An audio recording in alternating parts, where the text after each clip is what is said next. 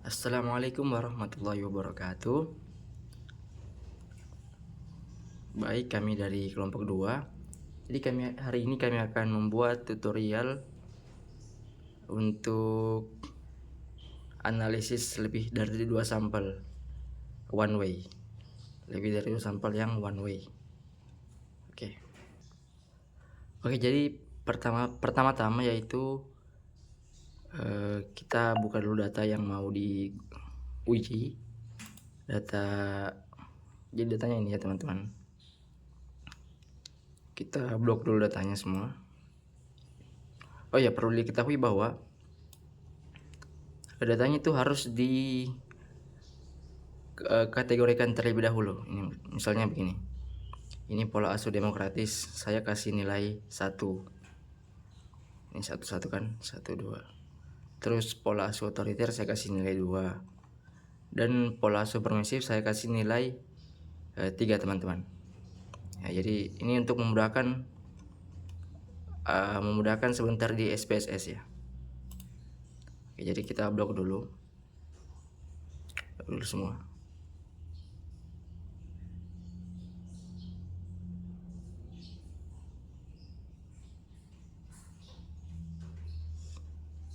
Oke. Jika sudah begini, tinggal kita masukkan ke SPSS, teman-teman. Tinggal kita paste. Oke. Jadi ini hapus ya, teman-teman. Nggak digunakan ini. Oke. Setelah dikasih masuk di SPSS, variabelnya itu kita ganti namanya. Jadi variabel yang ini, variabel yang angka-angka ini, yang ini tadi kan angka-angkanya yang pola asuh tadi, kita ganti namanya jadi pola asuh.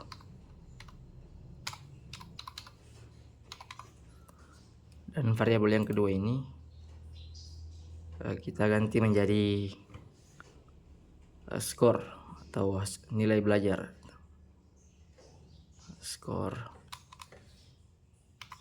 siswa.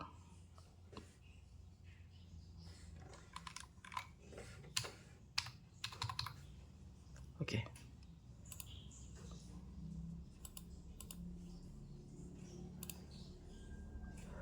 Nah, sudah terganti.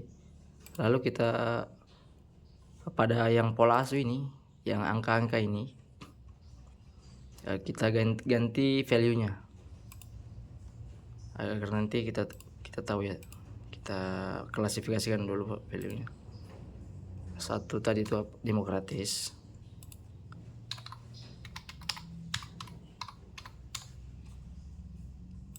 2 tadi otoriter.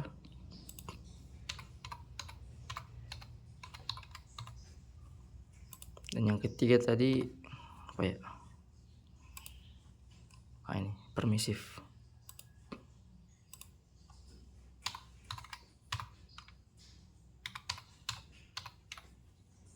Oke, tinggal kita oke. Dan ini datanya tiba-tiba otomatis terganti ya, teman-teman. Jadi setelah diganti value-nya,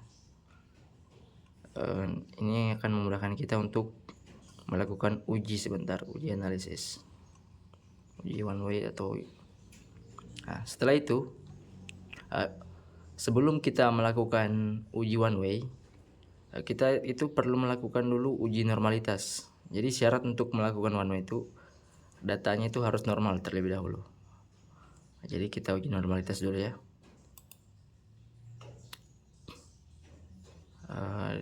Discrete text. Jadi kalau mau uji normalitas sudah sini ya, di analyze, kemudian descriptive text, kemudian explore. Yang pola asuh ini kita masukkan ke factor list, kemudian score kita masukkan ke dependent list. Lalu kita buka plots. Ini kita aktifkan normality. Setelah itu continue, terus oke.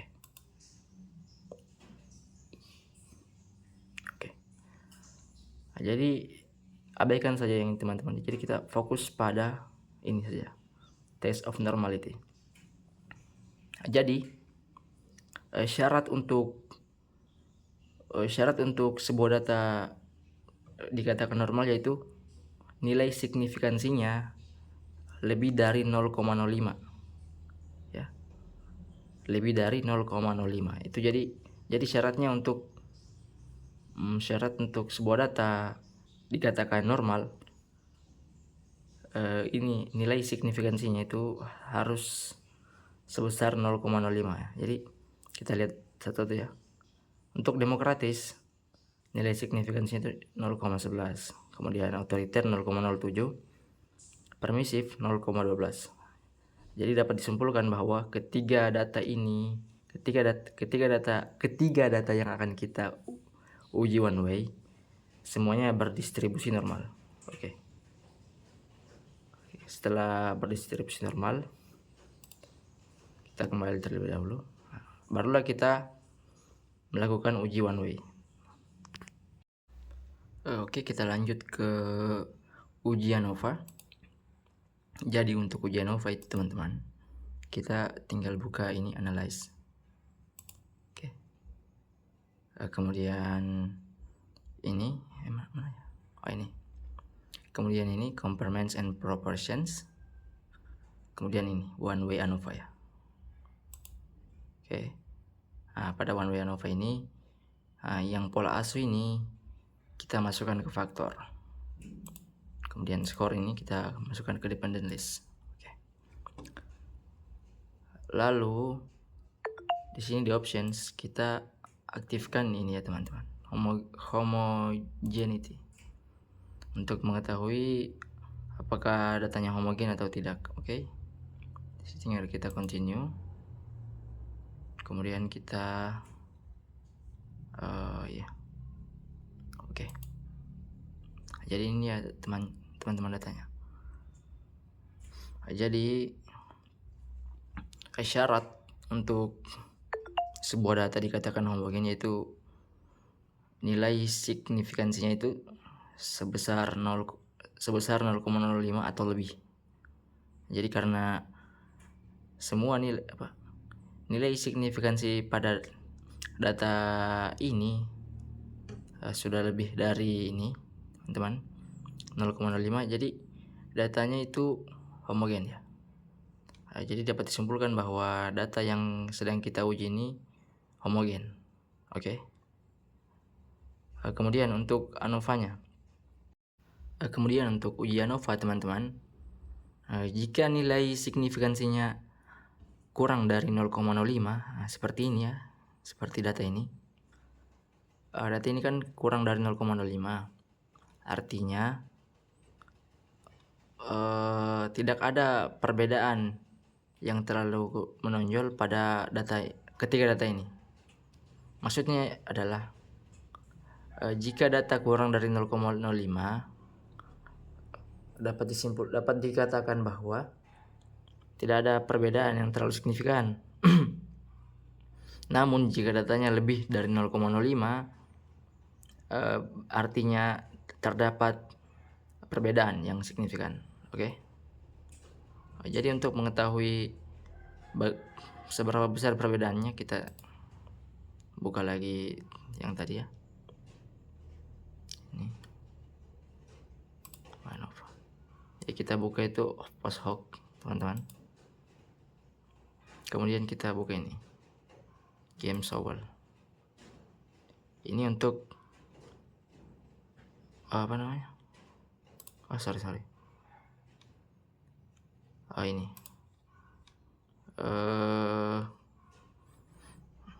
Kita checklist yang ini ya teman-teman, Bonferroni. Saya tidak tahu kenapa alasan menggunakan ini, tapi rata-rata orang sering menggunakan ini. Jadi kita pakai Bonferroni ya. Kemudian continue. Kemudian oke. Jadi ini teman-teman. Jadi perbedaan dari masing-masing ketiga data tersebut bisa kita lihat pada tabel ini. Jadi demokratis dengan otoriter itu eh, tidak ada apa tidak terlalu ada perbedaan atau bisa dikatakan hampir sama. Namun untuk demokratis dan permisif kita dapat lihat. Namun untuk demokratis dan permisif dan pola asuh demokratis dan pola asuh permisif itu terdapat perbedaan yang cukup signifikan. Ini karena nilainya kurang dari 0,005. Nah ini ada di sini bahwa maksudnya ini terdapat perbedaan yang signifikan pada 0,05. Maksudnya ini jika signifikansi 0,05 itu maka ada perbedaan begitu, 0,05 atau lebih. Jadi jika signifikansinya 0,06 ya terdapat perbedaan yang signifikan. Intinya 0,05 atau lebih ya teman-teman. Kemudian ini otoriter dan demokratis ya sama saja kayak tadi. Kemudian otoriter dan permisif, nah ini terdapat perbedaan yang cukup signifikan. Oke. Jadi saya pikir tuntas ya untuk uji one way ini. Oke. Sekian dari kami. Wassalamualaikum warahmatullahi wabarakatuh.